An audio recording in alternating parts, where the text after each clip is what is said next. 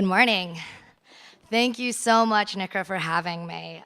It is such an honor and pleasure to be here. So first off, my name is Vanessa Pan. I'm business development manager here at GoBox.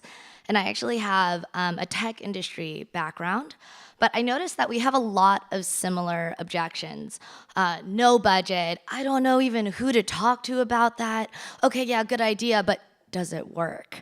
And so we're in this really innovative field, this really creative thing where you got to be really kind of like, oh yeah, okay, so this is how I'm gonna make people that are not like us, not in this room, care. And not only care, but ideally do something about it. Uh-oh, which button? Oh. Haha.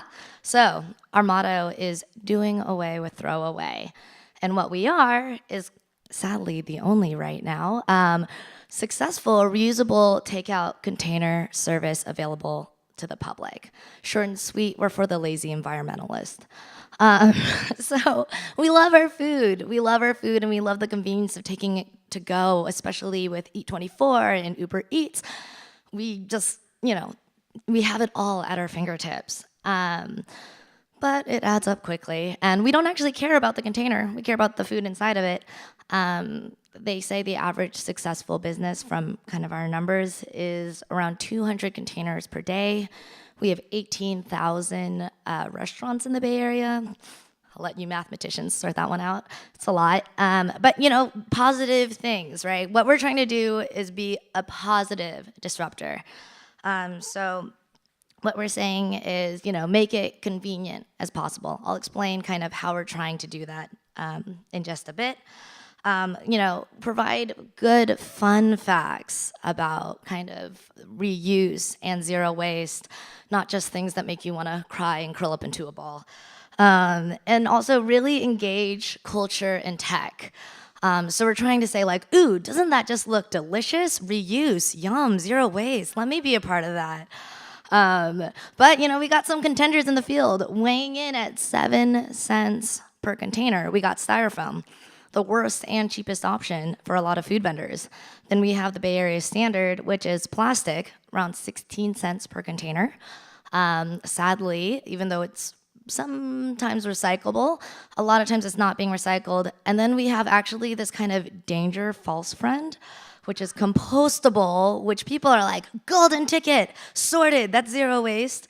And from what we've been hearing is that actually 10% of compostables actually getting properly composted. But there's one thing that all of these things have in common, which is that they're single use. And so I feel like I'm preaching to the choir. You know how much resources go into making these things to be chucked within 15, 20 minutes. And, it's just bad planet return of investment, It's not cyclical. It's not as cyclical as we can be. All our alternative, shameless plug here, is 1 cent. Yeah, that's right, 1/100th of, maybe our compostable friend here per usage. And that's including water. It's BPA free, it's microwavable, it's leak resistant, and you can use it around 500 times before recycling it. And after 20 or 30 uses, its diversion rate, obviously this is sturdier, is washed. So we're trying to create this as hey, this is the new thing.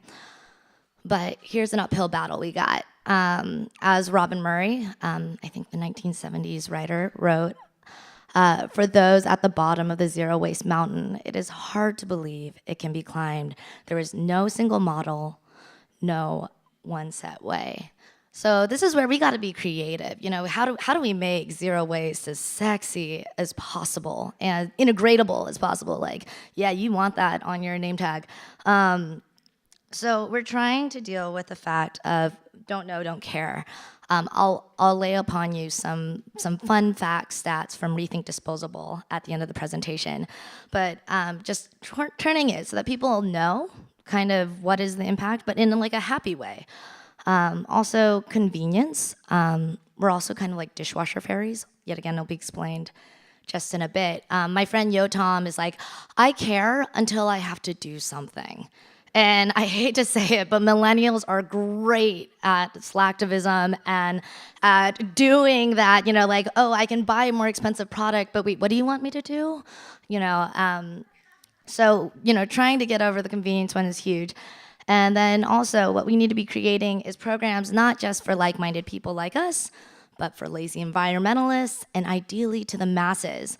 So creating structures that people don't even have to think and they don't even have to care. The model is just that much more efficient and cooler.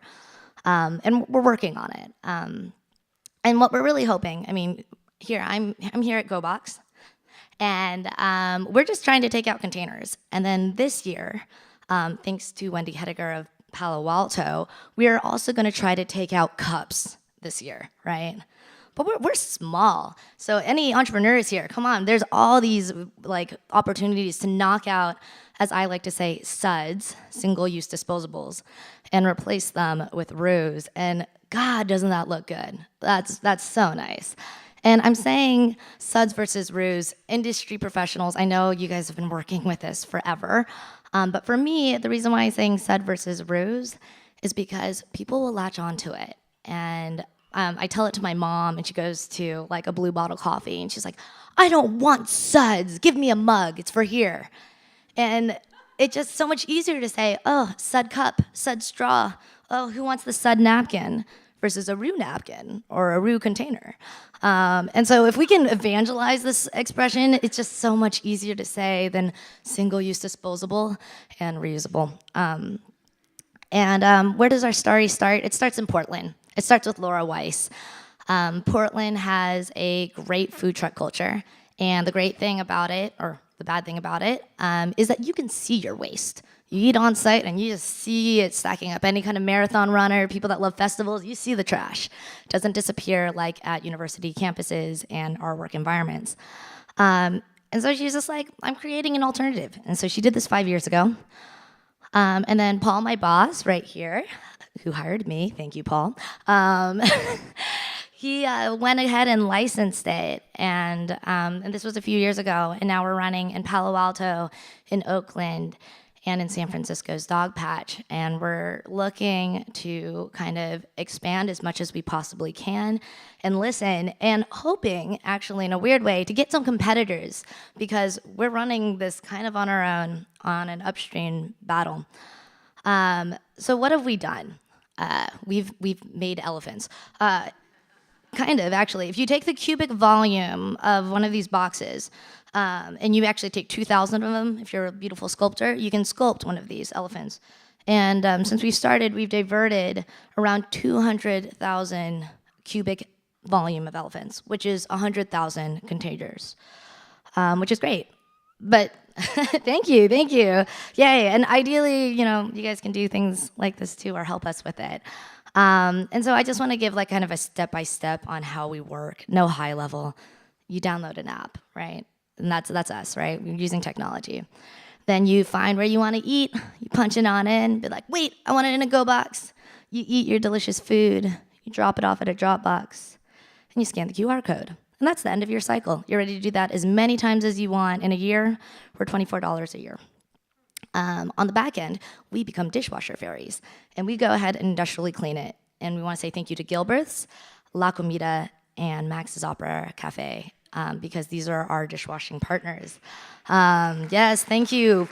Food vendors and people that get involved is great. And then we return it to the vendor, nice and clean. So talk about a nice cycle.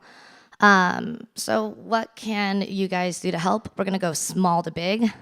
Small, like us. We got to look cool. We just got to be the coolest thing since sliced bread.